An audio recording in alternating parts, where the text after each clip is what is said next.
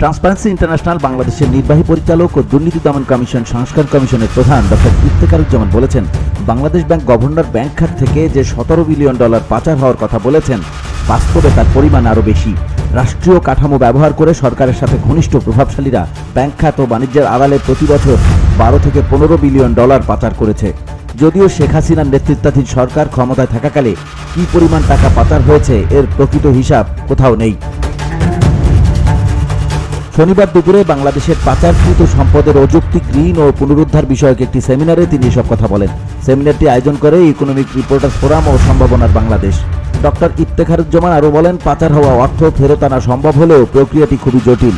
যে দেশে অর্থ পাচার করা হয়েছে সেই দেশের সাথে আইনি চুক্তি ও সমঝোতার মাধ্যমে ফিরিয়ে আনার পদক্ষেপ নিতে হবে।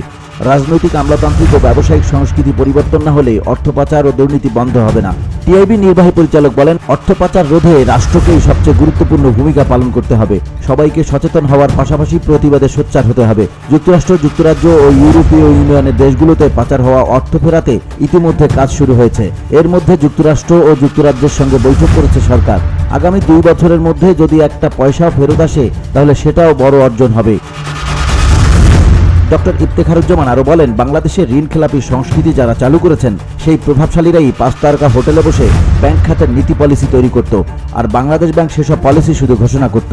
গ্রিন ওয়াচ ঢাকার এডিটর মোস্তফা কামাল মজুমদারের সঞ্চালনায় ওয়েস্ট সিডনি ইউনিভার্সিটির এমিরেটাস অধ্যাপক আনিসুজ্জামান চৌধুরী ও জাহাঙ্গীরনগর বিশ্ববিদ্যালয়ের সাবেক ভিসি অধ্যাপক জসিমউদ্দিন বক্তব্য রাখেন।